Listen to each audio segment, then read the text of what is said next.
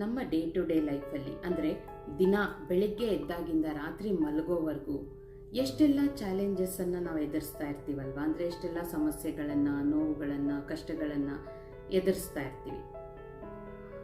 ಅದಕ್ಕೆ ಪರಿಹಾರ ಏನು ಅಂದರೆ ಒಂದು ಸಿಂಪಲ್ ಪರಿಹಾರ ಇದೆ. ನಮ್ಮ ಇನ್ನರ್ ಸೆಲ್ಫ್ ಅಥವಾ ನಮ್ಮ ಇನ್ನರ್ ಚೈಲ್ಡ್ ಅಥವಾ ನಮ್ಮ ಸಬ್ ಕಾನ್ಷಿಯಸ್ ಮೈಂಡನ್ನು ನಾವು ಪ್ರಿಪೇರ್ ಮಾಡಿಸ್ಬಿಟ್ರೆ ಏನೇ ಆಗಲಿ ಎದುರಿಸೋ ಶಕ್ತಿ, ಧೈರ್ಯ ನನ್ನಲ್ಲಿದೆ ಅಂತ ಅವಾಗ ಎಂಥ ಸಮಸ್ಯೆ ಬಂದರೂ, ಎಂಥ ಪ್ರಾಬ್ಲಮ್ ಬಂದರೂ ಅದು ಪ್ರಾಬ್ಲಮ್ ಅಂತಲೂ ಅನಿಸಲ್ಲ, ಸಮಸ್ಯೆ ಅಂತಲೂ ಅನಿಸಲ್ಲ. ಈಸಿಯಾಗಿ ನಾವು ನಮ್ಮ ಜಾಣತನದಿಂದ ಪಾಸಿಟಿವ್ ಆಗಿದ್ದು ಅದನ್ನು ಎದುರಿಸ್ಕೊಂಡು ಹೋಗ್ತೀವಿ. ಇದಕ್ಕೆ ಒಂದೇ ಒಂದು ಸಣ್ಣ ಉಪಾಯ ಇದೆ, ತುಂಬ ಚಿಕ್ಕ ಉಪಾಯ ಆದರೆ ತುಂಬ ಪವರ್ಫುಲ್. ಹೇಗೆ ಅಂತ ಹೇಳ್ತೀನಿ ನೋಡಿ.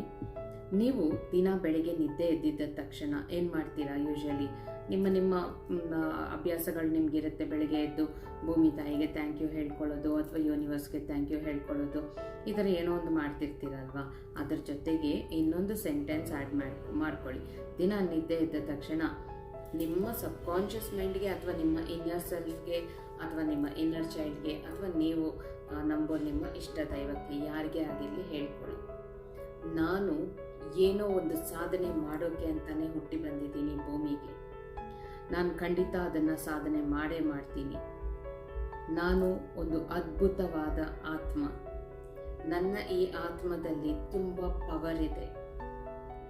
ಏನೇ ಆದರೂ ಅದನ್ನು ಎದುರಿಸೋ ಅಷ್ಟು ಪವರ್ ನನ್ನಲ್ಲಿದೆ. ಇವತ್ತಿನ ದಿನ ಫುಲ್ ನಾನು ರಾತ್ರಿವರೆಗೂ ಈಗ ಎದ್ದಾಗ ಹೇಗೆ ಫ್ರೆಶ್ ಆಗಿದ್ದೀನೋ ರಾತ್ರಿ ಮಲಗೋವರೆಗೂ ಅದೇ ರೀತಿ ಫ್ರೆಶ್ ಆಗಿ ನಗ್ನಗ್ತಾ ಖುಷಿಯಾಗೇ ಇರ್ತೀನಿ.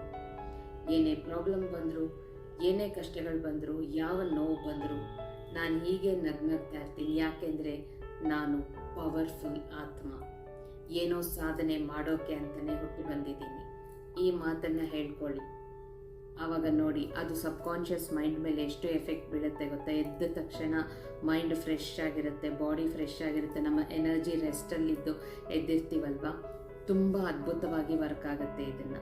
ಸೊ ಇದನ್ನು ದಿನ ಹೇಳ್ಕೊಳ್ಳೋದನ್ನು ರೂಢಿ ಮಾಡ್ಕೊಂಬಿಡಿ, ಆಗ ನೋಡಿ ಏನಾಗುತ್ತೆ.